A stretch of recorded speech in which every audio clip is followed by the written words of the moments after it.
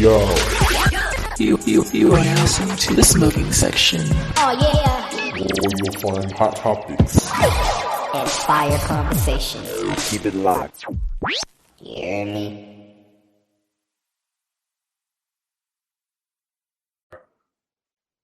It's been good so far, man. It's been good so far. You know, I'm from Cali, but Yep. I'm out in Florida working right now. I work with a solar panel installation company. Okay, word. Bringing Right. it like for residents and shit. And dude, we got a contract with the military, bro. So I'm technically working for the military right now. Yeah, so we're traveling in Florida. We're supposed to be in Texas. Texas is our next state, supposedly.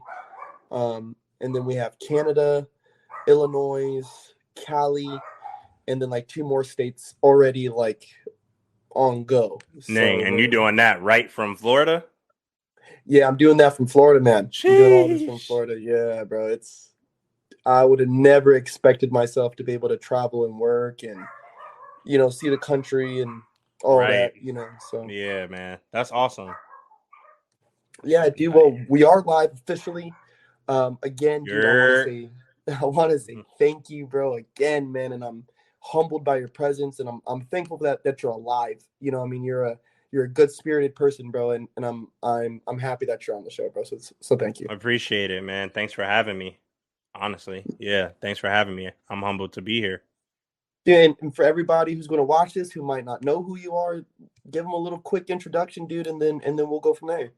My name is Herb. I'm a multidisciplinary artist. I dance. I edit videos. So I do graphics. Yeah, man. I rap. I do spoken word. I sing. I act. I do it all, man. I do it all. And currently reside in Minneapolis, Minnesota. I'm on the north side representing, originally from Chicago, Illinois. So, yep. There we go. My man out here with Minnesota, Midwest, big time, dog. Yes, sir. Yeah, dude, you are. Matter of fact, even as I was kind of thumbing through your bio, there was a lot that I did remember hearing before. And we'll get to where this live, I think it was like a live feed you had made way back, dude. But you were talking about how you had graduated from like these performing arts schools and you went to school, you know, dedicated for this craft of creativity, bro. What was that like?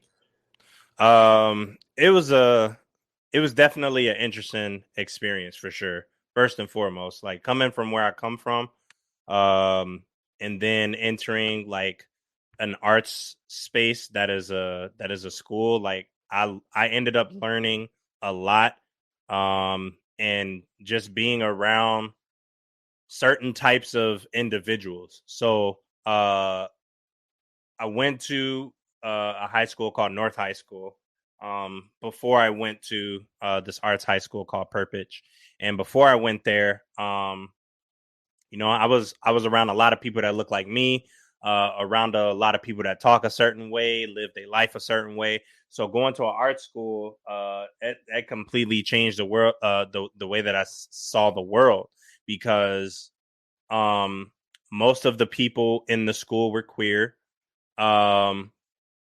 A lot of them didn't look like me. I think it was probably about 3 black people within the whole, you know what I'm saying, school. So it was interesting. And one of the people was a girl, and then the other, he was a queer guy. And a lot of people mistaken me and him, which is like super awkward because he had dreads and I had a fade. So I was just like, yo, like how are y'all mixing us together? Like we literally don't look the same. But yeah, I was actually just talking to a friend about my experience there, and I was just telling her how it's sort of I guess it relaxed me in a way to where like I didn't really have an issue with anyone who was like, you know, queer or gay or whatever.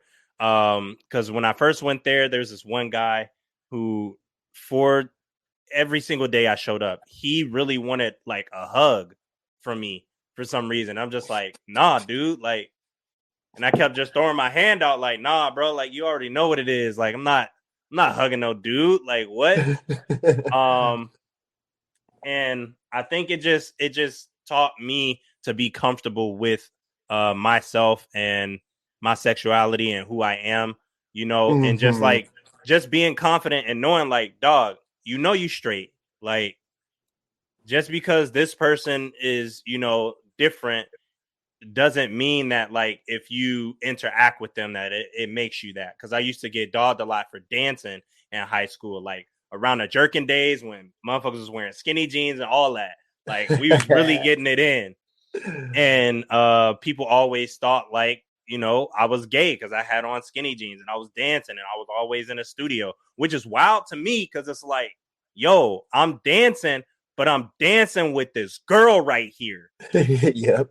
Like, we grinded together. You feel me? Like, we doing stuff together. You playing basketball and getting in showers with a bunch of dudes. I'm over here dancing with a lady. Like, yep. Never could understand it. And I was doing ballet classes and stuff like that. So people were just, you know, kind of looking at me side eyeing. But being at that arts high school, it helped me find me and it helped me get comfortable with being me. And then it also taught me a lot about other people and what other people go through, because that was also my first time experiencing and being exposed to like people who are causing harm to themselves or like really dealing with like insane situations. But yeah, and as far as the art side, it opened me up to a lot of just a lot of collaborative opportunities. There was projects that the school would do where you had to collaborate with someone from a different arts field, and you both had to collaborate and create this piece.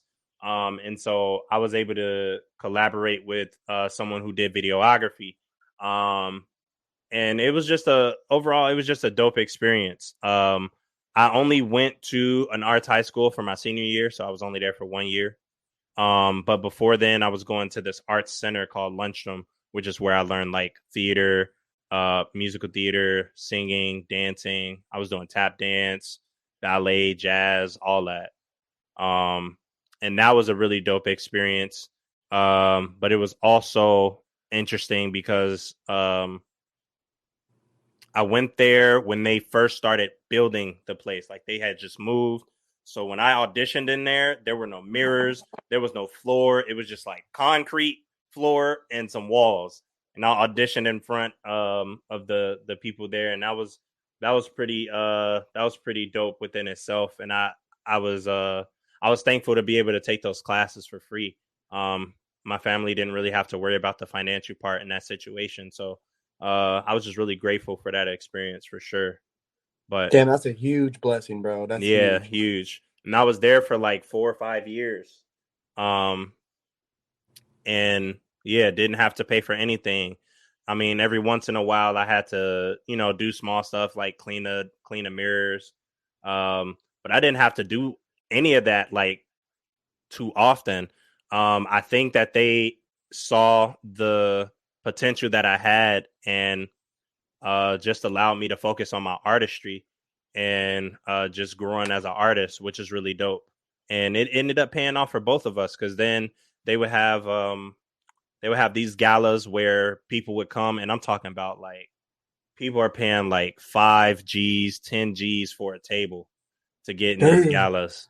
Yeah, and I will perform at the gala and help them raise money so that they can get more people like me in on a scholarship, so that they don't have to, you know what I'm saying, pay for the classes and whatnot. So it ended up working out both ways for both me and, you know, them on the business side, because I was like one of their main people, you know, I was their rising star. And it opened me up to a lot of opportunities too. I ended up being in a musical called A Chorus Line at one of our major theaters here called the Ordway. And one of my teachers was the choreographer for it. And she had me audition for it, and that was major. So yeah, man, that's been my experiences within the arts high schools and whatnot. Yeah, dude, especially like just even from that whole beginning, because I think it plays such a huge role. You know, I think as dancers, the more we get cultured, the more that we experience other corners of the world, the more that we're able to put towards our creativity. You know, not Yeah. only because, you know, we see more so we can pull from more, but it's like there's also this thing of like, you know, learning choreo. I was just talking this with my buddies, like, you know, the moves is one thing, but what is it supposed to feel like? Right, There's right. supposed to be some kind of feeling here, and until you hang out in a group full of people who don't look like you or sound like you or walk like you, you know, you can't really empathize. You can sympathize with what they go through, but you can't really empathize with it. You can't really feel what they feel. Yeah, definitely. That's why I try to be really careful when I tell people like, hey, oh, I feel you. Oh, I feel that. Or, oh, I am like, Right. no, I don't. I've never experienced that. Right. But I understand it hurts, you know? Facts. And so like you're saying, like, you know, I remember when I first started dancing in Hollywood, bro, with AOV. That was like the first time I had been in a room with very, very like hood dancers. Like I was very like studio kind of guys dancing, you know, they weren't like street dancers, but then AOV was like all street dancers, and these guys like to battle, and we have fights at practice and all this shit. So it was like, oh, this is real life. This is what being on a real life company's like. So that it helped me understand, you know, when they say, oh, this is a buck piece, or oh, this is a hard hitting piece, or oh, this is a robotics piece. It's like, oh, because I'm actually learning from somebody who knows popping, or they know robotics, or they know certain things, and that's cool, man. It's cool to know that you've actually had that opportunity to dive into like ballet. Dude, I fucking love ballet. I can't do it for shit, but I love it. Yeah, I fucking absolutely love it. Yeah, that shit hard, man. That shit hard. I'm not even gonna hold you. That shit hard. Probably the hardest dance style I've ever done in my life. Takes so much patience because you literally go through an entire year doing the exact same thing. Like imagine learning krump for a full year, and the only thing you're going over is balance points and stomps. Yeah. For an entire year. Yeah. And every single year you're doing the exact same like drills, the exact same ones. The amount of patience it takes. But it makes sense because of, you know, all of the different things, you know, like ballet and krump have a lot in common because there's so many small parts of the foundation that you have to learn separately in order to piece them together. And like, it's just that, you know, it's just that buck shit is, you know what I'm saying? That's better. That buck shit is, that buck shit better. Matter of fact, how did you get your starting krump, dude? Crazy. It was at North High School. I actually used to dabble in dance a little bit, like when I was in Chicago, like hitting block parties, doing the Harlem Shake, so we could get like a little cash prize and whatnot. Who got the best heel toe, all that.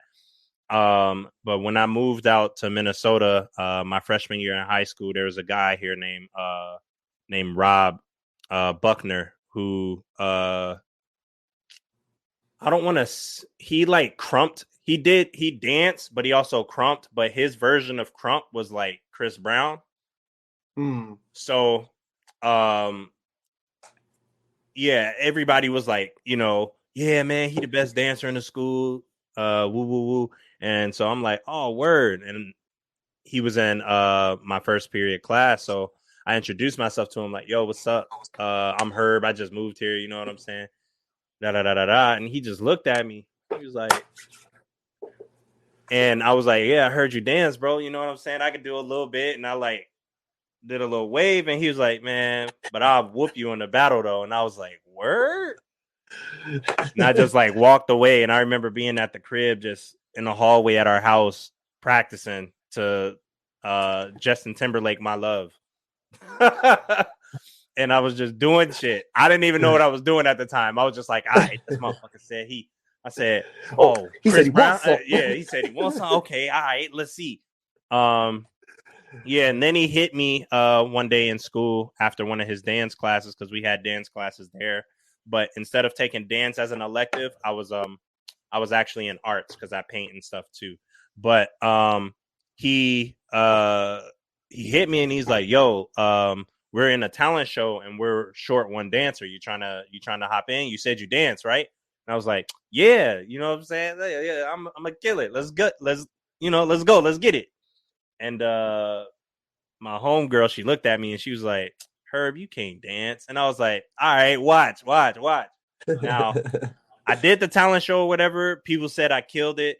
I guarantee you I did not kill it, bro. Like, I know I didn't. Like, being where I am now, like, I know I didn't kill it, bro. I know I was just on that motherfucking stage doing whatever the fuck came to my mind. But yeah, that's how I got my start in it. And then I just started practicing with him more. And then my aunt saw Rise on TV. And then she got me hip on that. She was like, "Yeah, I see people on the TV doing the same. Like, they moving how you're moving or whatever. Like, they're doing the dance style that you're doing." I was like, "Oh, word." And so I watched that. And then that's when I really saw Krump. Like, you know what I'm saying? Because Chris Brown, like, that was Chris Brown. Then I saw Rise and I was like, "Oh yeah, this that shit right here." Okay. And then that's when I really started practicing shit. That's when I really started going in. And that's how I got my start for sure. Just practicing. We was practicing in the lunchroom all the time. Going to lunchroom, grab our food, boom, boom, boom, eat real quick, grab the boom box and just practice. That shit used to be tight. This man said a boom box. Boom box. Damn. And what year would that have been? That was like 05 to 06. I was a freshman. Yep. Dope, man. Because I remember the first time I seen you, I think was like it had to be about 2015, 2016-ish. Yep. And you were out in LA. You were out in LA dancing. Yep. Man, battled Spartan at the 818. Man, that shit was I got my ass whooped, yo. But I was glad because I never got that experience. Like, being from where I'm from, and like there used to be a lot of crumpers here. That's what's crazy. There used to be a lot of crumpers here, but then a lot of them turned into rappers. A lot of them went into jerking, and then it wasn't that many active people. So going there, because I only started traveling, I think like 2011, I think. I had never traveled like out of the state other than going to like a leadership camp when I was in high school.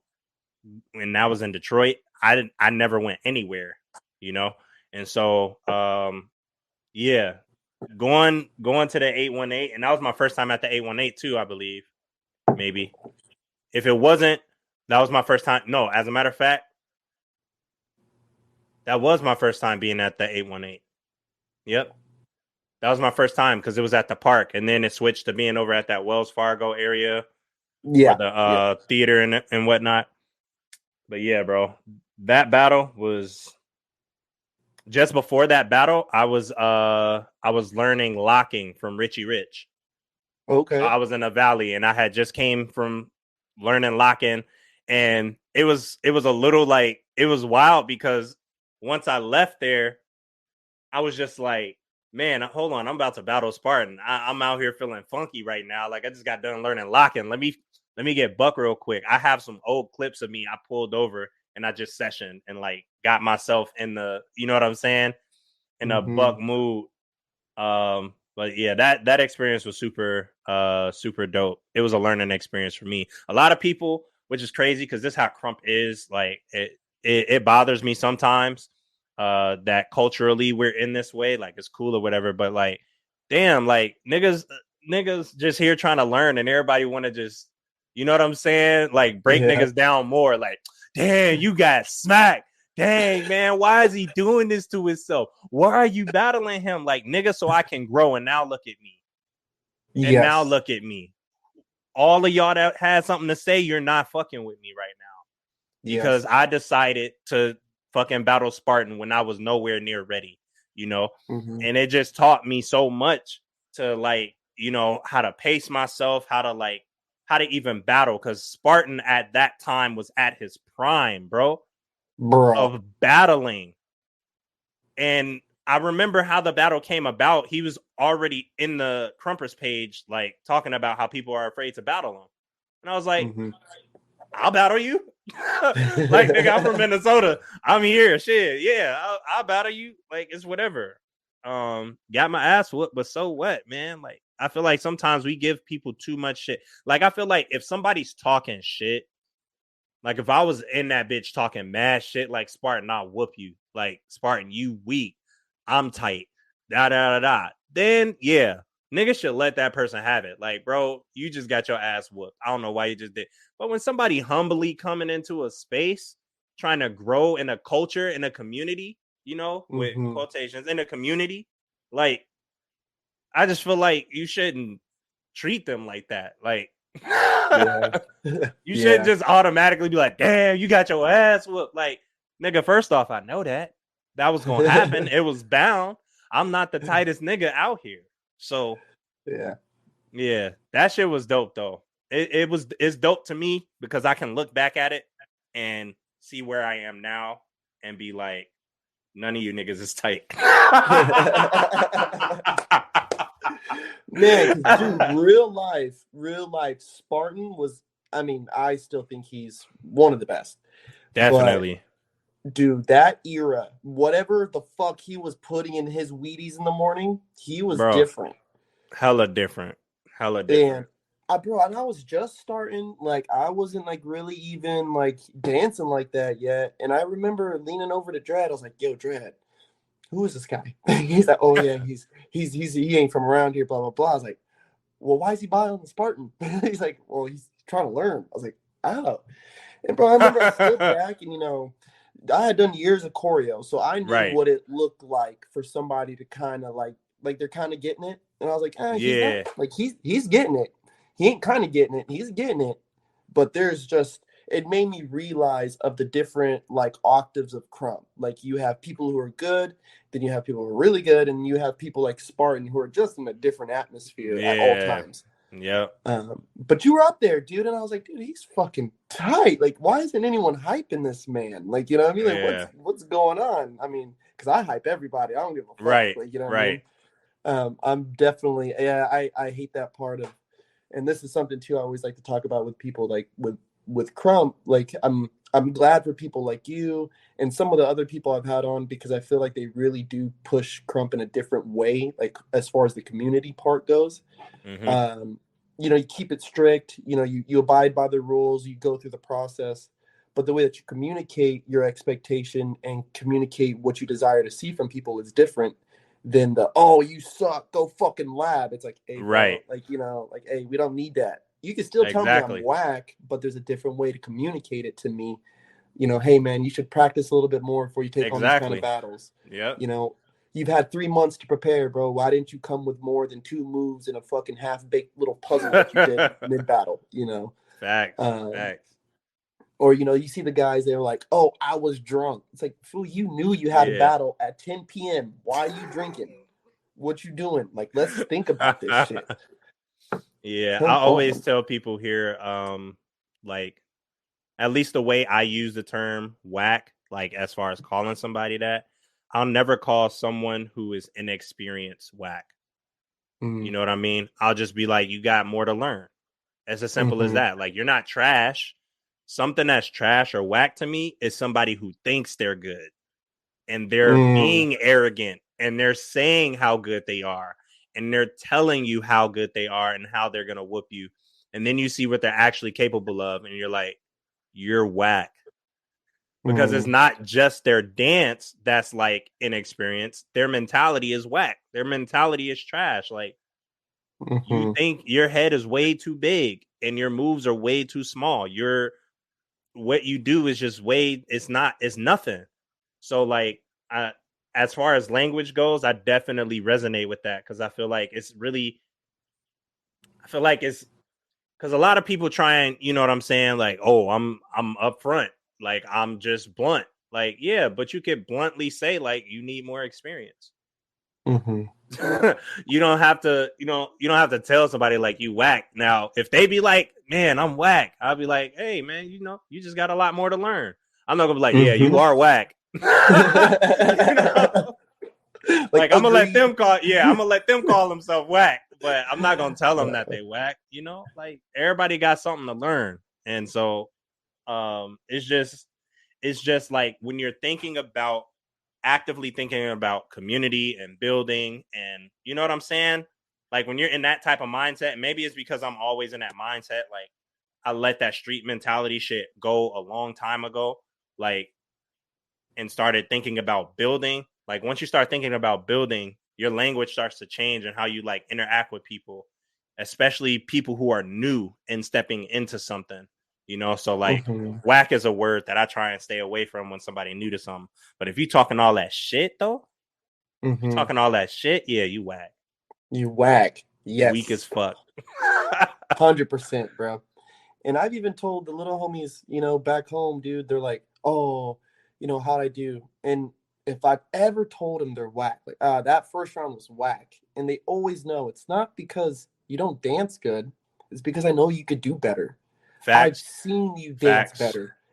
Your first round was good. Your second round was whack. What's going on? Why wasn't your second round like your first round? Did you get nerves? Did you relax? Did you kind of like take the round off a little bit? Because there ain't no rounds off. Because that second round, they might hit you with a herb fucking spin on his toe for 3 minutes and go ahead and fuck you up, plan. Like, don't be sleeping on nothing. Nobody at no time. Like, yeah, that's mentality facts. when it comes to battles and shit. I don't tell my little homies that they're whack.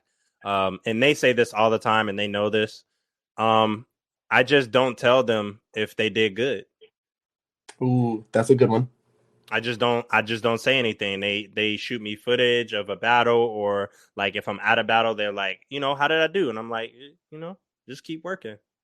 Because one of the other thing, yeah, you know what I'm saying? Because one of the other things too is like, it's different when every single battle, every single session round, you're walking up to somebody and asking, how did I do? Like, I don't really want to talk about it. Like, let's talk about this after a year of you battling and dancing, and then we can talk about how you did over the year. But like for every single round, it's not practical. Like, just dance. I know I'm your big homie. I know you want to know how you doing, but I'll let you know when you're not doing good. Yes. And you'll know it because I'll pull you to the side and be like, yo, let me show you something real quick. That's how you know you're not doing good. You know what I'm saying? Yeah. But to always be like, how am I doing? How am I doing? It's just the wrong mindset. Like you're too focused on trying to be good at that point instead of just being in a moment. And you know what I'm saying? Being authentic. Now you're trying to find validation from me. And that's one thing that I don't, it doesn't sit well with me too much. Like people always, yo, so what'd you think about my rounds? I don't know. Go lab. Go lab. I just feel like if you have to ask somebody, what did you think? You have to go lab. Yeah. Because you're not confident. You're not confident in what you're doing. Because instead, you posted it be like, yo, I'm killing shit. But instead, you're sending it to somebody and asking them, what do you think? Like, go lab. That's what I think. Yeah, dude. I mean, and I've had the pleasure of coaching kids and stuff. And I always told, like, even after performances, we just got off stage and it's like, yeah, guys, how'd that feel? You get through all the hunky-dory shit. It's like, all right, see you at practice on Monday. Like, no day off, bro. Like, you're about to be met with a critique. I'm not going to tell you, oh, this was so fucking phenomenal. I'm going to tell you, oh, stayed right, third piece. Got to work on that little sequence, but you know what? We'll worry about that on Monday. Right. Facts. Like you're saying, we'll worry about that. Don't worry about this competition no more, guys. We'll worry about it next year. You know what I mean? Yeah. And it's a moment. Prepare ourselves. Yeah, it's a speck in time. Give yourself.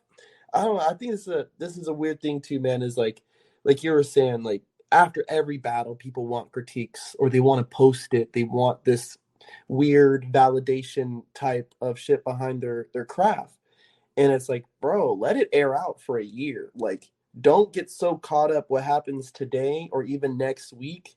Yeah. But if today's lab feels and looks like next year's lab, then we know that there's some kind of issue going on. Exactly. And because there's no change. I won't even say improvement, because change itself is an improvement. Right. So there's just no change. There's no deviation from what you're doing, and you're going to go crazy doing that. Facts. Yeah, man. And it's wild, because even sometimes, like, there's lab videos that I have that I look back on, and sometimes, like, I remember being in that time looking at that video and going, yeah, this round trash. Mm-hmm. And then months later I look at it and I was like, hey, hold on, that's kind of buck. Hold on, let me rework that. Like, so I also feel like sometimes people need to give their art a chance to, like, grow on them, because sometimes we already have this vision of what we want to look like, but, like, our body is telling us something different. You know, our mind and our body isn't, like, going hand in hand, and our body's moving a certain way, but, you know, we got all these, like, inspirational people that we look at and we want to be like them so bad, and forget that our body is our own, you know. And now we're trying to look like somebody else, and we're not appreciating what we're producing. So when we look at ourselves, we're like, man, I don't like that. I like the way this person is moving. I don't like this. Like, you got to find appreciation for your own body. So now, like, when I lab, if I look at a video and I don't like it, I'll be like, I'm going to keep it and I'm going to look at it later. Cause I know I know some buck shit is in there. I know some buck shit is in there. And I have so many of those. Dude, that is a bar, bro. Cause, man, bro, you spoke straight to the soul, my man. Cause, I mean, I'm Monster Beast. I do the whole monster style. Right. Shout out Rascal, all that. And, you know, thankfully to Rascal and thankfully to, you know, footage, I was able to see, you know, Cage 3 and see that demonstration of the style. Right. And that made me comfortable dancing the way that I dance. You know, I wanted to look like Beast. I wanted to look like Spartan. I wanted to look like Concrete and Dread and all these guys. And I was just like, what am I not doing right that's not allowing me to look this way? Right. And there was like this weird like imposter syndrome when it's like, hey, Corpse, you're doing good. Like, they're fucking lying. They're trying to sabotage me. Like, you know, like, they don't want me to go home and laugh. Like, you motherfuckers. Right. You know, and I just never grew this appreciation for myself. And again, like, you know, asking every day, how was my round? How was my battle? How was this? And it's like, whoa, dude, just slow down, appreciate this shit. And when I seen Rascal, I was like, yo, people are feeling this. It's different. It looks, feels, everything different. I could be different too. It's all right. Like, it's all right to be different. And, like, Quanga was popping off too around the same time I started kind of coming on into my own style, and he's really abstract. Riot came back to Krump around the same time as I was coming in. Yep. And so these really different dudes, you know, face paint and these contorted styles, like, it made me be like, all right, this is cool. I'm good. I am good. Let's get better now. Like, you know. Right. Exactly. It only boils down to, like, just getting to know yourself more within any artistic, like, avenue.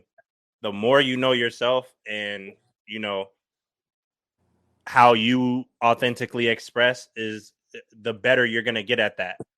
If you're focused on other stuff and you're not validating yourself, you're not telling yourself, like, oh, that shit was actually tight.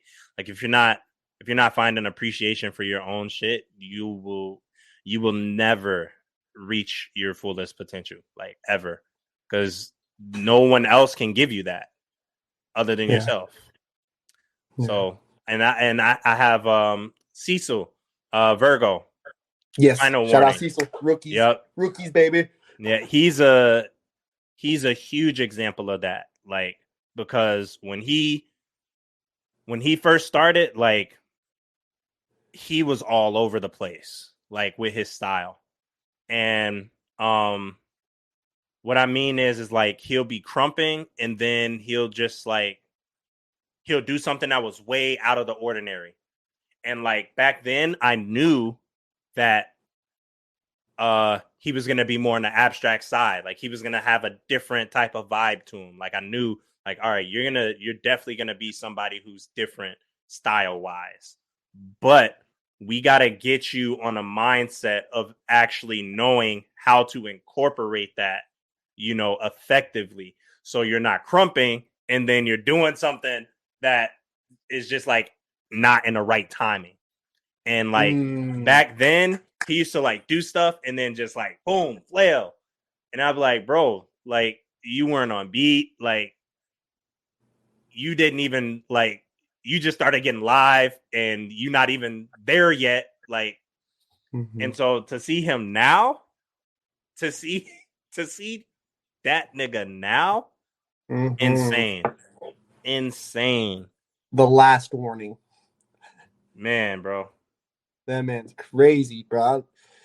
I've especially when I was coming up, I made it a point to follow as many young crumpers, newer crumpers, or not well known. Like I made it a point because I was like, I want to go on this journey with them too, Yep. And he was definitely somebody I made sure to hit that follow fucking button on and be like, I want to watch, bro. And I mean, he's always commented on footy of mine or shared it. And so not only is there this like giving to the community and the support, so to see him receive from it and his growth with dance, his relationship with you, to see him receive, bro, it's big for me, man. I like to see people have their efforts reciprocated, you know what I mean, and have it. I don't like to say rewarded, but to have something come fruitful of it is big for me, man. That's huge. Oh man, who's some of your favorite new crumpers right now? Some of my favorite new crumpers right now. I don't think I have. I don't really have any. I haven't been in tune with online, situations that come with watching new people. Like, and I'm talking about real like new people. But I would say last year, 2020, 2021, 2021. Some of my favorites in general who people would consider rookies. Some people I don't consider rookies because they're just too fucking tight. Like to be, you know what I'm saying? Because then it makes real rookies like kind of look like, so what am I? Like, I just started. But some of my favorite people, J-Rex. Oof, yes. Horace. Ooh.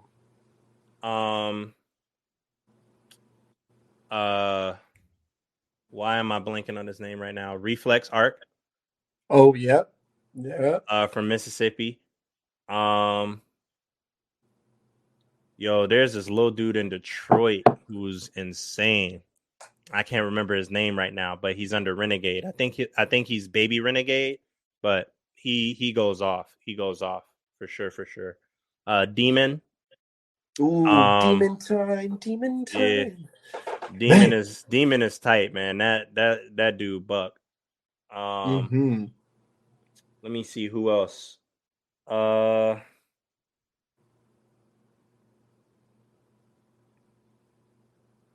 Yeah, I'm gonna just stop right there. Of course, people like Davi, Princess Moody Rex. I think she's rowdy now. Felicia. Schoolyard from Boston. That little dude is buck. Yeah, man. I got some favorites from last year, 2021, 2020. But as of right now, I don't know. Sometimes I have to take a break from watching crump footage because it starts to look everything starts to look the same. Not style wise, but just like presentation wise, and just like it looks like I'm experiencing the same thing over and over. It's like I'm on a 25th season of Criminal Minds. Oh my god, dude! And I mean, I'm a saint, but I had a lot of conversations with Sherlin about crump, and I was really bored, bro. I was just so bored with it. Like you're saying, I can't even fucking watch this shit. It looks the same. It's watered down. Like these are all B-list motherfuckers. Like this is all like the sidekicks got together and made a movie. Like what the fuck, bruh? Like you know what I mean? Like what are you guys doing, bruh? Like it literally looks the same, and then you have these weird little gimmicks behind your fucking names and your battle, and like y'all are saying wild shit to each other now. And now it's like, you know, just because certain people ain't showing up to the sessions, they're still active, you know, and they're still on, you know, the forums or whatever. So it's like now you're creating this hysteria amongst people because you're trying to promote your half-assed battle that you probably wouldn't have ever got if things hadn't been so wild with COVID. Like, let's be honest, you know. I think it's just that a lot of people don't take the style as serious as it was once taken. Like when it comes to like working on your craft and perfecting it, like people not really labbing, training like that. Like they're getting together, freestyling a lot, and then they go in battle and then they freestyle some more, you know? Yeah. And they talk shit and they try and get themselves riled up because they feel like that's going to bring the best out of them. And you know what I'm saying? That's why it always looks the same. Is there used to be like this exclusivity with the way people would come prepared with battles. You know what I'm saying? Like looking at all old battle footage, you know somebody always has some hot shit like in their back pocket ready, you know? And nowadays it's just like people they just freestyling it. They just out on a whim. Like I'm gonna wing it every single time. I'm gonna wing it. Like I don't got no lab material. I don't got no lab concepts, no lab stories, no lab nothing. I just got my freestyle. That's it. Hopes and dreams, dude. Hopes and dreams, man. Just fucking spraying and praying. Like, like, man. And I think that's the main reason why I'm not like when I look at footage nowadays, I don't enjoy it too much. Like there's only certain people who I look at and then I'm like, oh, all right, yeah, like I'll watch this or ooh, I want to see this. But for the most part, it's just like, man, I don't really care to watch it. And I think Beast is a super great example because like every time you see him dance, you see something different. Like you could tell he's working on himself and his craft and like what he's bringing to the table. Like everybody not doing that. Like some people still look the same. You 100%, dude. Some people still look the same, and it's just like, all right, man, like we low key want to see something different, you know? Like anytime soon, soon, hit the lab and come with something different. Dude, all last year, Sherwin battled as striker, and people did not pick that up. It's like you were seeing a different style of his that you're not used to. That's why he's not getting the million reshares, you know? Yep. He was going, bro. He's been going insane for years, bro. Like I remember, I wasn't even in Kansas City, but I remember being in Minnesota, seeing that he was in Kansas City, battling damn near everybody in Kansas City. Yeah. You know, and I was just like, damn, man, this nigga going at it. I remember, you know, when I first became my Eyez and being in Kansas City, I think it was at Tyrell's. It was at Tyrell's event, Beast Mode. I won the tournament. I battled Quenga. This is the next day, like, and I'm off of a back injury. Like, I'm doing all of this through back injury, and it was like mild, but you know, like adrenaline hits you. You don't really feel it. You wake up the next day and you're like, all right, I need to chill. Yeah, like I need to chill. And so this day was Beast. It was his workshop or whatever. I'm like, all right, I'm gonna still go to the workshop though. I'm not gonna use this, you know, I'm not gonna use this as an excuse to not show up. I'm still gonna be in this thing. And so go through the whole class, everything, bro. I'm outside chilling after the class, man. I'm like, all right, cool. I get to wind down, like let my back heal. Beast come out. Yeah, man, I'm gonna have to battle you. And I was like, what? And he was like, is it a problem? Like, are you good? And like, I already knew what it was on. So respectfully, I had to just be like, yeah, man. All right, let's get it. Like, I'm not, yeah, you know, like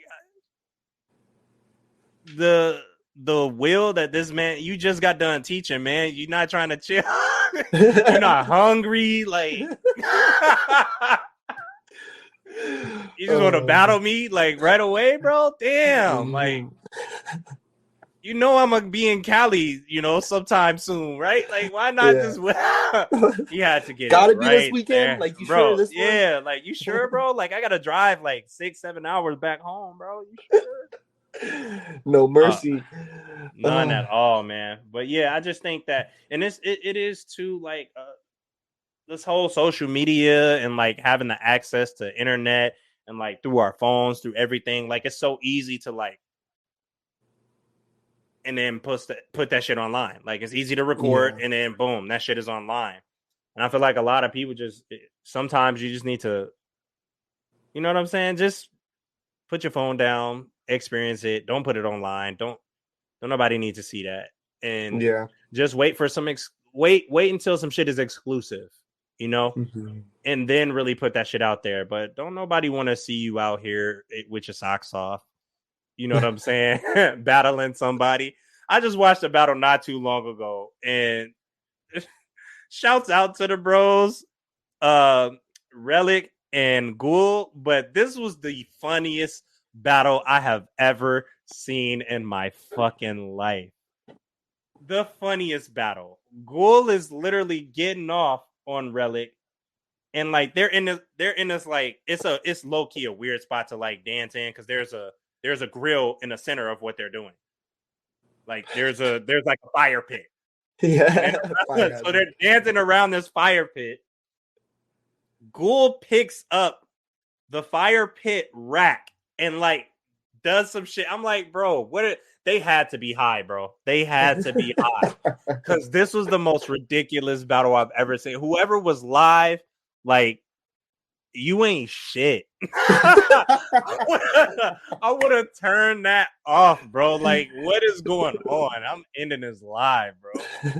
It was the most, bro. That was the most ridiculous battle I've ever seen. I've been thinking about that, man. Like, some of these footies and shit getting posted. I'm like, man, somebody really looked at this clip and said, yeah, that's the one. Yeah, I'm gonna put this up. The world's got to see it. Like, no. All the hashtags, everything. No, bro. It's not the one. It's not the man, one. It's not at all. And it's like you're giving people space to see you more at your worst than at your best. Because like imagine think about all of the possible rounds you've ever done in your life, right? And then compare them and split them in half, the good rounds and the bad rounds. If your bad rounds are overweighing your good rounds, but you have majority of your footage online, you're literally showing people that you're not ready. Yeah. You're showing people that you're not ready. Because I know people are always talking about like, oh, like I don't never get booked for a battle. Well, majority of what we see online is trash. So yes, 100%. It's not quality. So why would somebody book you when, you should be taking the greatest clips that you have, similar to when you're putting a resume together or a bio together, like you don't say like I performed at this high school when I was in high school. Like, don't nobody want to see that shit on your resume. Don't nobody give a fuck. Don't nobody give a fuck about the small shit. Like, what's the good shit you've done? Like that's the shit people should be putting online. Like when something is of a great magnitude, that's what you should be putting online. Now it's different because like you see people like Bruiser post often. You see people like Beast post often, right? When Spartan was at its prime, you saw these people post often. And I feel like everyone who wasn't at that level felt like, oh, I just need to post more frequently. And then people are going to see me. No. A lot of the shit that they're ditching out is dope.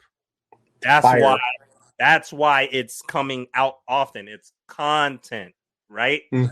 Like if your shit's not hot, like first and foremost, you got to be honest with yourself. Like, yeah, this ain't my best. I'm not gonna put this out. I got plenty of those. I got plenty of those. I went through a season for like 2 years battling everybody in my state. 2 years long. 2-3 times. It don't matter how many times I battle them again. Each of those clips are like 20 minutes of us battling. Each of those. I have hours of footage of me battling, but I didn't record it to be like, look at me, look at me, look at me, look at me. I recorded it to be like, all right, let me peep this. All right, let me see where I can improve. All right, let's see where they can improve. All right, let's see what's going, Yeah. Not to post and be like, hey guys, I'm battling. I'm still here. I just want everybody to know, like, I'm still relevant. Like, I'm still a crumper. Nah. A lot of people need to take time and like really look at their footage and be like, nah, I'm not gonna post this. Yeah, dude, and I think I think that even goes into that whole exclusivity. Like, I think people are really starting to lose why the session is what it is. It's for you to not only, yes, this camaraderie and all these things, but for somebody who's disciplining themselves in this craft, it's like, this is your chance to be whack. This is a chance for you to, like a comedian, you're kind of working out this bit. You're trying to rough out these punchlines and stuff. See what hits, see what doesn't hit. And if, we know music, there's certain parts in this beat. Maybe this is where this goes and this is where that one goes. Or you're going through a style change. Maybe you need to work out this style. Like myself, I needed to work it out in the session and come to what I could do in a battle because of these sessions I was doing. And that's where you build up all this footage, watch it, study it. Exactly. Battles, you bring out your best shit, your best fucking 20 seconds that you got out of 2 hours worth of footage. Those 20 seconds, practice that shit. Practice that. Then exactly. Battle somebody with that and be like, this is what I have honed, and this is what I am. This is my elite versus your elite now. And I think they're losing that. They're losing that idea of that process of how your style goes through this processor. You know what I mean? Yeah. And it could be people just not properly learning, the right way, or it could be people being hard-headed and just not being teachable. It's definitely layers to it. But I also feel like it's hindering the growth of our, the style, as far as just as far as it being what's the word that I'm looking for? Just as far as it being put out, like as it's being put out on the internet for people to see, like you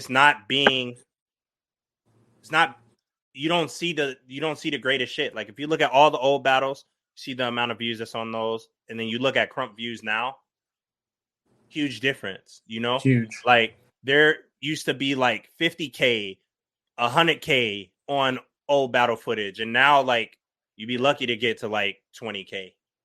And that's even with like some elite people, only reaching 20K. And that's because as far as content goes with Krump online, is too saturated. Like, and if it's too much bad stuff that people are experiencing, the next time they see something Krump, they're going to shy away from it because everything else that they seen was not quality. Not good. Yeah. So if they come up to something that is quality, they probably going to pass it. Especially if they don't know who it is, they're just going, I don't really want to see that. I've seen a lot of Krump and it was not good. Yeah. People got to calm down with the whole footage thing and just like, man, throw something out when it's some hot shit, when you got some real buck shit. Like that's when you need to be throwing it out, not these like interesting videos of you just like, you're not even all the way confident. It's just, man. I feel like the love for the art is just like it's not as wholesome. I was about to say, I think there's a part of the artistic side. I just think that people got to understand, like, art isn't just about displaying what you do. It's an art piece makes you feel something. It's supposed to make you, encourage you to do something, or like it's supposed to get you going some way, some fashion. And there's plenty of footage I've seen where it's cool. Like, yeah, you did this little shoe trick or this hat trick, you caught it, you know, like it's cool, but there's no, like, it's not captivating to me, bro. And why would you, especially in today's era? Yeah, your Instagram is your fucking job resume for people trying to get into these certain jobs, man. And it's like, your Instagram full of shit. Yeah, with a whole page full of you smoking, you know, calling out your baby mama, and then the fucking half-baked ass fucking clips you're posting, bro. Why would you do this to yourself? Like, be smart, man. Be smart. And it's wild too, because Lo hit me up not too long ago. Solo, shout out to him. Shout out my big bro Solo. Love you. Man, that's the bro. But Instagram started paying people for doing Instagram reels. And he's like, yo, bro, like, you got to get on it. And like, imagine the amount of crumpers who put footage out all the time. Imagine the amount of crumpers that could have got paid for quality reels. 100%. You know what I'm saying? And 100%. knowing where the people in our culture come from, like the majority, and the types of communities we grow up in, the areas we grow up in, the struggles we go through, all super similar. It would have been dope to see a lot of people eat off that. Yeah. You know? But their mentalities are shifted in a way that's not like allowing them to prosper in a way that they really could be. Like, they caught up in something else. And it's layers to that too. I'm smacking on these fruities. Oh, go ahead, baby. Yeah. These joints is fire. Like 3 days ago, this was filled all the way to the top. Oh, you've been going through them. Hundreds of them a day, bro. I've been smacking on hundreds. I'm definitely about to have, I've never had a cavity before. Definitely probably going to have a cavity soon. Oh, Definitely. for sure, dude. Seeing that smacking. Jug, that thing was like a small ice cream cup. These things is smacking. But yeah, man, it would have been dope to see people eat off that, man. And I didn't really go in on like, all right, I'm gonna start putting up Instagram reels, because I didn't have anything quality that I wanted to drop. I was like, oh, I'm gonna miss out on this because I don't have nothing. And creating content right now, like, I'm already creating content with gaming, so like, too much. I'm gonna just let it go. Y'all got it. And so that's why you gotta support people like Rex. Because he knows about it. And that's why he started posting a bunch. He just got a Facebook page. He's trying to get to 1,000, I believe. For the similar reason. You know what I'm saying? Trying to make money online. Making money online is like, it's a go-to for me. Like, once 2020 hit, I was like, oh, hell no. Like, I'm really finna try and make some shit online. Because, yeah, you know what I'm saying? If we get hit with some shit like that again, which we went through for like more than a year. Yeah. Not cutting it. But we gotta support people like that. People like Antics, doing a real crump. Yes. Right? Yes. Like shit Shout like that. Antics Hella for dope. that. Yeah. Shout out. That shit tight. That shit super tight. That's content. And that's what I mean. Like, people who take their artistry serious, bro. Like, and really put out dope shit. Not to just be throwing shit out there and being like, hey, look, guys, I dance. Like, no, like, really take into account, like, what should I put out? How can I put it out? What should it look like? Is it going to be for my Boost mobile camera, or am I going to use an iPhone camera, or am I going to use this this Canon Mark IV? Like, what am I going to use to make the quality really good? It's just a lot, you know, that goes into it. And I just wish I feel like we could really, and that's why, like, you know, a lot of people look at Eyez right now and they're like, man, what are you doing? Mm-hmm. They're making money from online content. Dumb money. They're making dumb money. They're making money from online content. You know, you can't be mad at nobody for doing that, man, because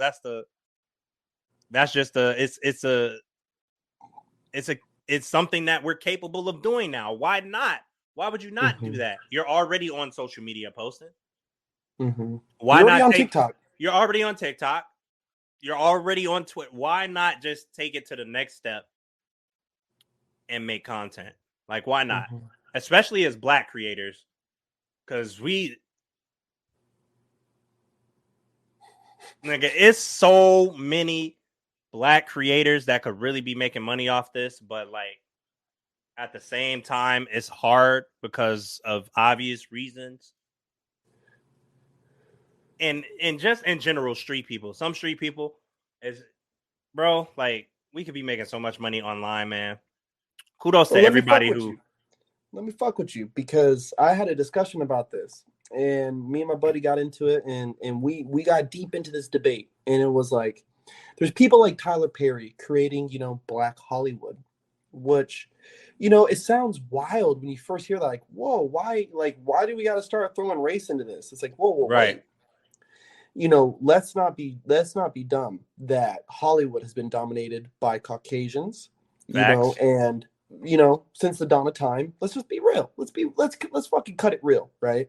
Yep. So why not create a space where, you know, first of the line is people who look like each other, right? Black, white, yellow, red, or green, I don't give a fuck, right? Tyler Perry's doing that now with Black Hollywood. So why wouldn't we create a space inside of a space, right? So you already have Twitter. Bro, I promote on Twitter ads, all my marketers, and you can't even pull up keyword search functions for Krump on Twitter. So that tells me that there's no Krumpers on Twitter. Yeah, nah. So they're all talking about Instagram and I Facebook. just got back on Twitter. Bro, Beast just got on there, and I'm telling him, like, dude, rape the fuck out of this platform, because there's nobody. Like, you can make your mark. Like, imagine, you know, and I think it's this weird, you know, me and Proof talked about it, and a couple guys talk about it, like, you know, this crabs in the bucket mentality that Krump has. And a lot of other art spaces too, where it's like they're fighting for the Instagram reel, they're fighting for this. It's like, bro, listen, fam, there's this thing called Twitter. There's this platform, there's that platform, and this one. Like, yeah, these might be like your big five, but dude, you could be number one on the 6th or the 7th or the 8th, dude, and be making the 100K a year that you want to make. Like, right. What's wrong with $99,000? Like, you know what I'm saying? Right. It's still good. That's a lot of fucking money, man. Like, yeah, damn, exactly. no matter where you live. So to me, it's like, I'm thinking, like, you know, and for you, like how you were saying, like, dude, my podcast, I do off my phone, right? I like, especially like when I'm doing remote. Right. But I did it off my phone, dude, even in person. But then I bought, you know, an audio jack and 2 mics. And then I bought 2 more mics. And then I bought, you know, the sound spot, like all the boards and all this. And then I bought lights.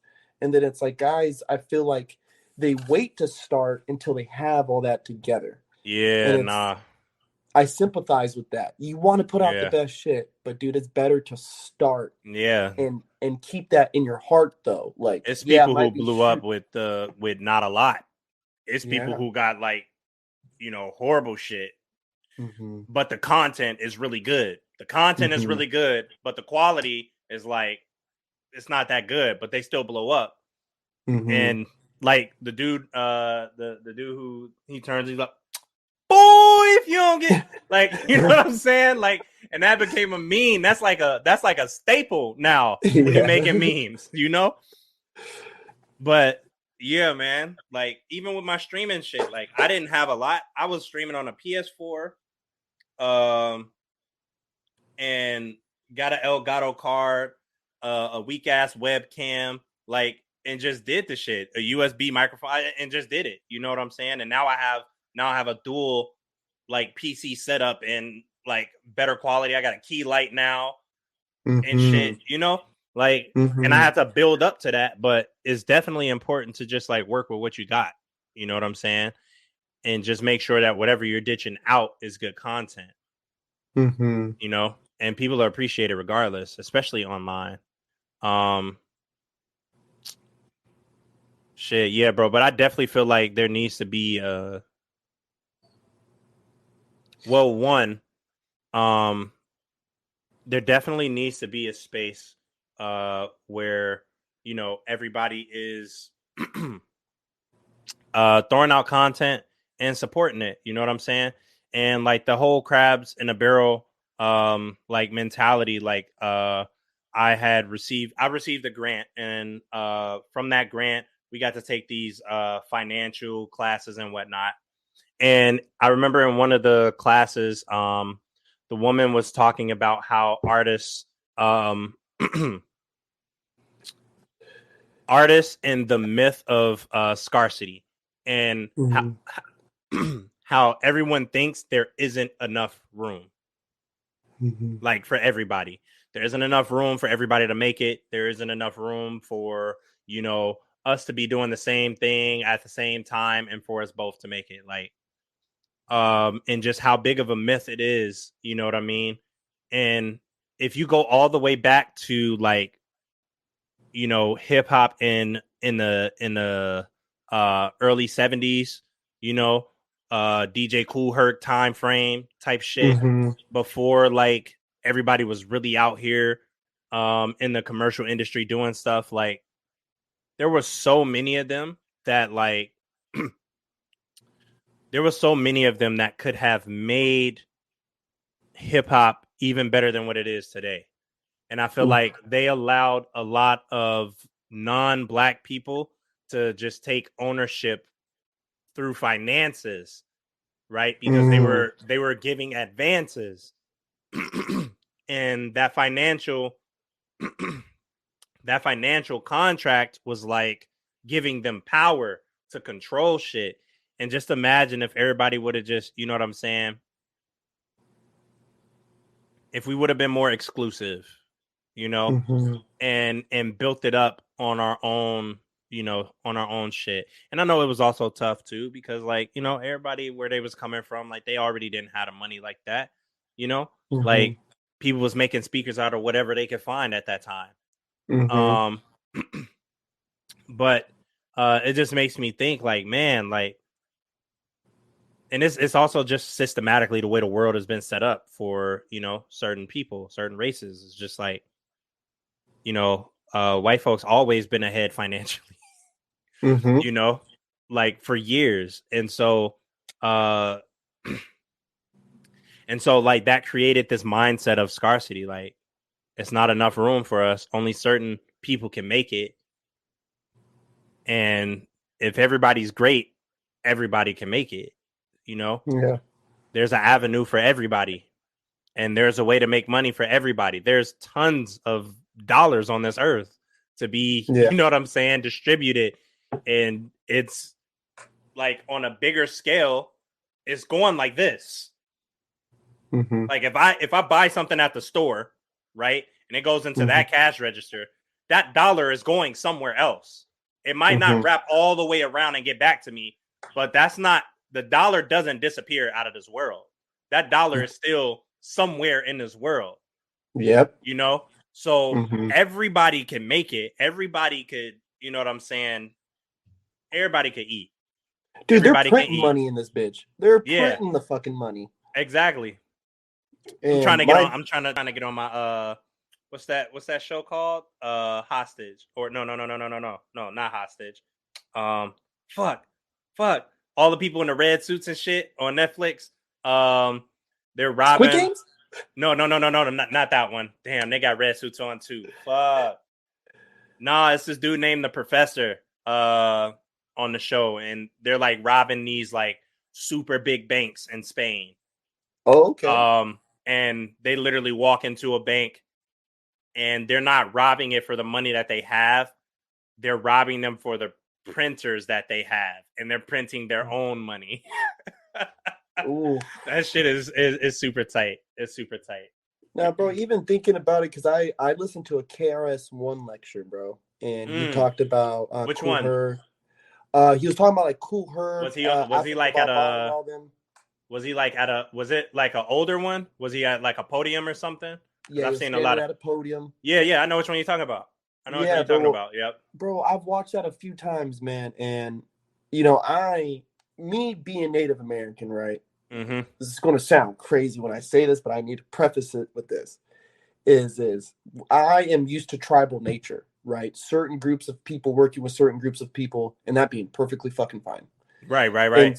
And so when you get into like this Malcolm X idea where he was like, segregation is the way. You need to have separate communities within these communities of people working together within cooperation. Then we come together on a bigger scale to meet and talk within cooperation. That goes to a bigger scale to talk within, but groups Right. speaking for groups of people who look, act, talk, walk, and live like them. And so, again, like even back then, bro, yeah, I wish it's like, why was there not like a black owned music label when this shit was happening? Like when they figured out the little switch, why didn't somebody say, hold on, let's slow the fuck down and let's figure out how to protect ourselves? That money looked nice, but wait a second. Ownership though. That money looked nice, but hold on. Like, yeah, I don't know, man. That beats me, bro. Beats me. I don't know why somebody didn't just like think about, and of course too, some people were probably like, we didn't know how big this was gonna be, because a lot of them were young. Makes sense. The same thing happened with Krump, and Rise. And it's just like they didn't know that it was gonna be that big of a thing, as big as it is now. But it's just super unfortunate that like we haven't learned that lesson yet. To just like, hold on, you said you had money? Oh, okay, that's nice, but right. But what do you really want? Like, you're trying to give me this, but what do you really want? Yeah. Per your last email, this said something different than what this one is saying right now. So we need to litigate this. Facts. Yeah, man. And I mean, hearing that might sound fucking crazy to some people, but when you've dealt in certain industries or communities, or you've seen the lives of certain people like Ches, Prissy, Slayer, all these people, Miho, be affected by contracts, like they're young people coming from bad fucking communities and a contract that they signed just to fucking make ends meet for their mom or for their sisters or whoever the fuck, they little did you know you signed away. Like that was something that KRS-One said in that lecture was powerful, was like you're selling a piece of your soul because it's your music or it's your dance or it's your art. It is a piece of your soul. So when they say you're selling your soul, yeah, every time you sign that contract, every time you cash that fucking check, dude, a piece of your soul is also coming in exchange of this. Right. And so like money's plentiful, like you were saying too, like the abundance is everywhere. Like I literally posted a reel on Instagram about that. Like life's abundant, be abundant, dude. Like you don't have to be scarce, bro. Like you have talents, use them. Maybe you don't have any hardcore talents, right? And that's fine. But you were born with some kind of skill. Maybe you work well with your hands. Maybe you see better than others. Maybe you can read faster than others.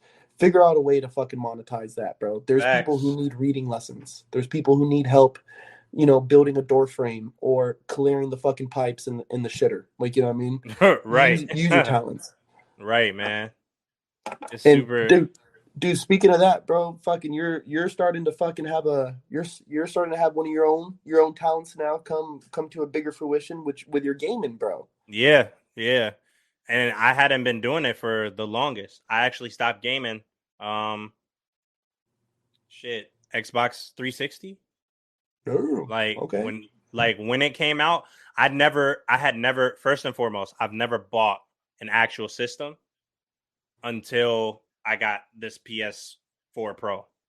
First time I've ever bought like an actual gaming system. I stopped. This on some fuck shit. My dad took our gaming system and sold it at a pawn shop. Oh. because he needed money. And even before that, like growing up, like we were always told to get off of the game because it wasn't gonna, it wasn't gonna do nothing for us. Which is wild because 2020, I found out, oh, there's people streaming video games. Oh, they're making thousands of dollars. Oh, so I could have been doing this still. Like, Yep. like what, man? Thousands of dollars, bro. man. Like, it's just it's wild because I feel like parents from my generation had no idea how big the internet was actually going to be. They had no idea that making money on the internet was actually going to be a thing, like to the magnitude that it is right now.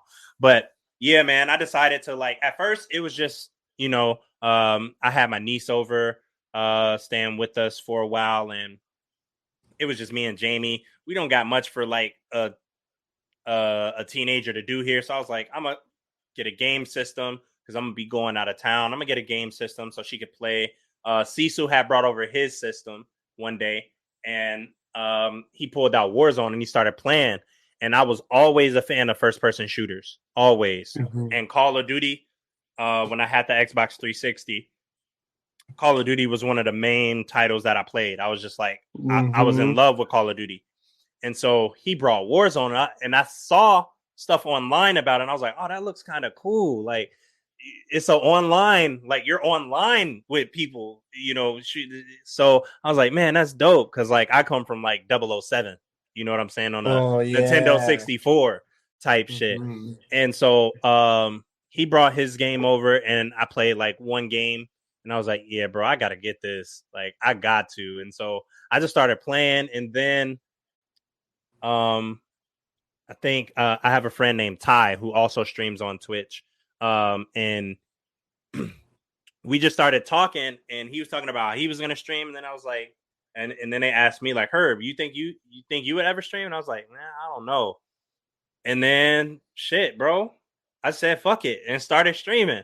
I was like, you know what? Like, I love playing this game. I'm playing it a lot. I might as well stream. You know what I'm saying? Like, I might as well, try and start to build as a content creator with it. And for the longest, I wasn't building no content. I was just playing and streaming. It wasn't until like right about, I want to say like this past summer, where I really started to focus and be like, all right, let me try and I really want to focus on building content around gaming. And then I ended up getting a dual PC setup. Shout out to Solo, because he the reason why I ended up getting a dual PC setup. He brought his laptop to the Uprising, and he was playing COD on his laptop, and I was like, wait, what? And that changed my whole life. I was like, yeah, I'm gonna get a laptop. So I got an Alienware laptop or whatever. So now when I travel, I don't got to take this big ass jet. Bro, this PS4, bro, is loud as shit, man. I don't know why they built the system the way that it is. Like the venting, like the actual fucking fans are covered by the top of the PlayStation. So like there's no air like being pushed out, so it gets hot as fuck. It sounds loud. It sounds like the whole fucking house is about to just lift off and go somewhere. But yeah, man, shouts out to him, because once I got this dual PC set up, then I was really like, okay, now I'm about to be efficient. And yeah, man, start taking my gaming a little bit more serious, even though it's a turn that I felt like people would look at and be like, gaming, like, bro, you dance, like you're good at dance. Like, I've never been the person to accept being put in a box, hence why I've learned ballet, jazz. When it comes to street styles, breaking, popping, locking, hip hop, house, like I learned everything because I didn't like being boxed. I didn't like the feeling of only being able to do one thing, because I felt like that was me limiting myself as an artist, and I want to be able to express in whatever way I want to and however I want to, So if I'm feeling a type of way and I want to write a song, I want to be able to do that. If I'm feeling a type of way, I want to paint something, I want to do that. If I'm feeling some type of way and I want to get off, I want to do that, 100%. And Yeah, I just decided like, man, I'm about to try and go hard on this gaming shit. Especially as a Black creator, like there aren't many. And the ones that, are big. Um, the biggest Black creator is like as far as Call of Duty content, because there's also some others who stream like horror games and whatnot. But within Call of Duty, one of the main people that people think of is Swag, right? Mm-hmm. And then his homie Jay Smooth, who's also in phase, and then there's a handful of others, but beyond that, like you don't really see too many Black people online gaming. And I believe there's definitely layers to it, financial layers, priority layers, like there's a lot of layers to it. But I definitely believe it's because like growing up culturally, like parents used to always be like, get your ass off the game. Mm-hmm. Yeah. You know what I'm saying? Like, go do something. That ain't gonna make you no money. That ain't gonna make you no money. You need to do this. You need to do that. You need to focus on school. You need to go do the dishes. God damn it. Take the trash out. Like, damn, man. You gonna be in this damn house, you might as well clean. But it just had me thinking like how good at Call of Duty would I have actually been if I would have just stuck around and just kept playing, because I gave up on it and was just like, you know what, fuck it, this Xbox 360 fit to just sit here and I'm done playing. That's dope though, bro, that you found your way back to it, man. Yeah, man, I'm excited to be back. You did a competition recently too, didn't you? Yeah, we've done a couple. We've done a couple on Z League, like a couple tournaments. And then right now I'm doing the phase 1 competition. Mm-hmm. And it's to get into the phase clan. And right now, like my goal isn't to win. My goal is to get my foot into the gaming community's door, because like I'm a dancer, and a lot of the people that come to my stream and see it are other dancers who know me. It's other people who know me. And I'm trying to get into the gaming community so I have more gamers, you know what I'm saying, coming into the stream, because that, looking from a business standpoint, that is my target audience, I'm excited and happy that people who I know support it and they come through. But my target audience is more gamers, because that's where that is going to be more effective, And me and Lo talk about it all the time, like, because he's streaming too now, and we're just trying to get another stream of revenue so we could, you know what I'm saying, come back to Krump, and do more. And it's just gonna continue to be this like back and forth of, boom, I have this gaming situation, and then bow, I'm gonna bring this revenue over here and create something for somebody.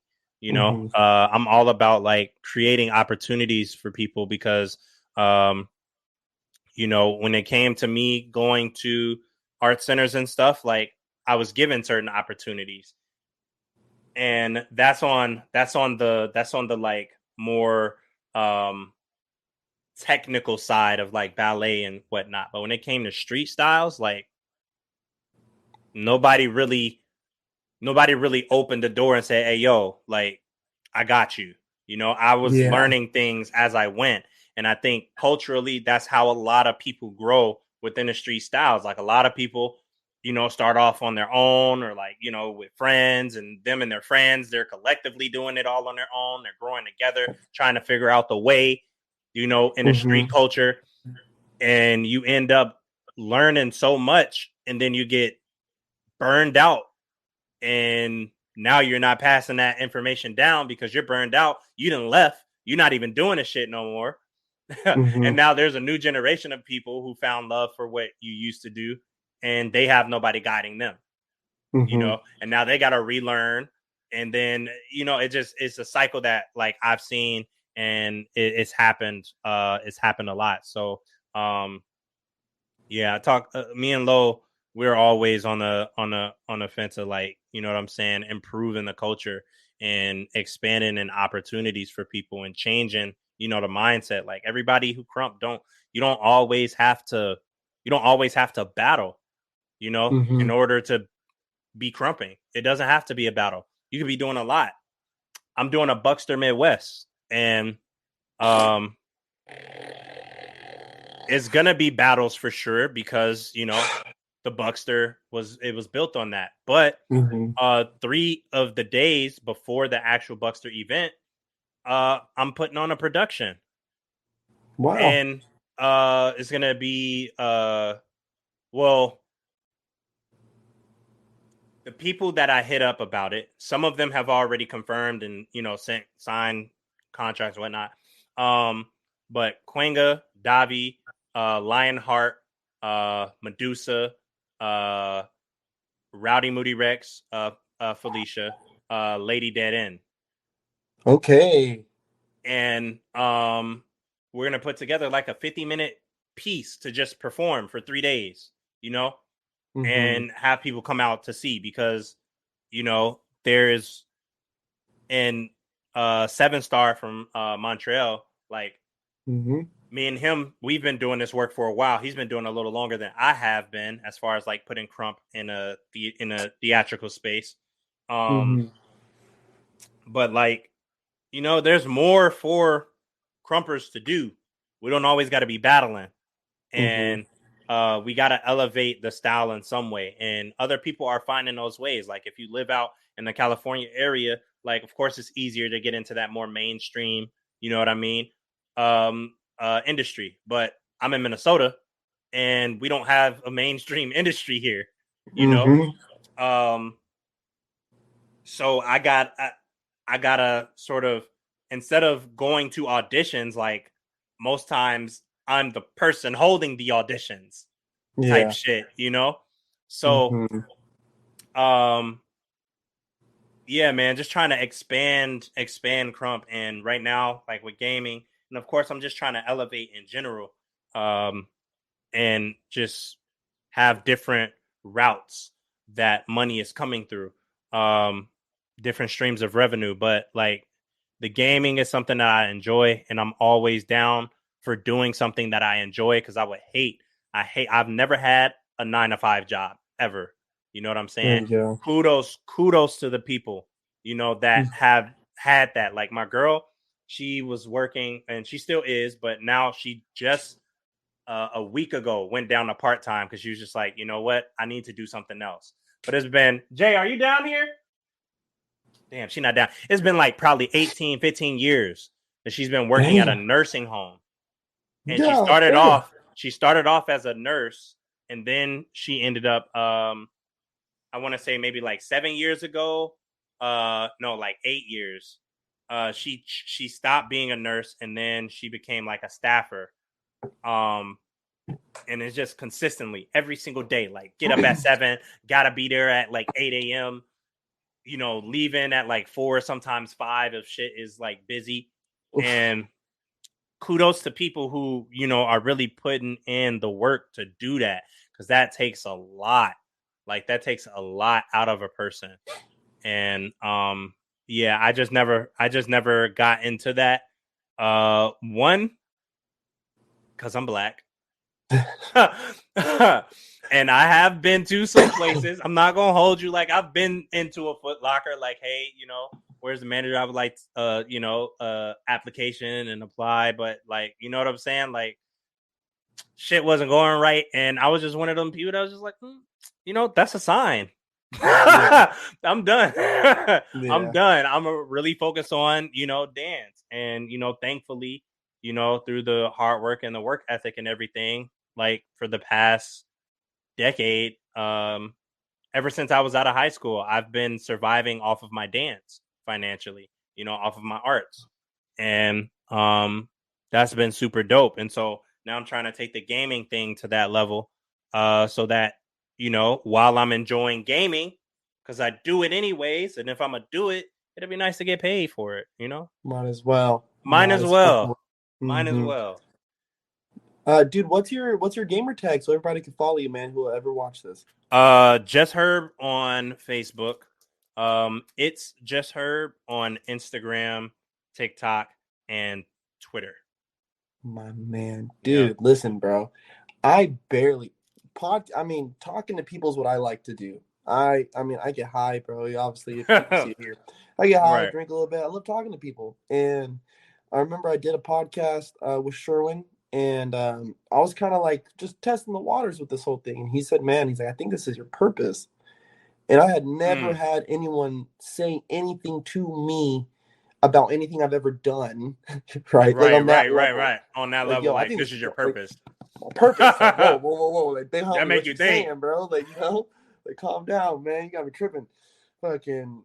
But it was like, okay, so I'm gonna try this out, and I remember making my first penny off of it, and I hope it feels as good as it did for me as it does for you, bro. When you get that first dollar gaming, bro, because I see it. I can already see it for you. I've gotten paid from Facebook already.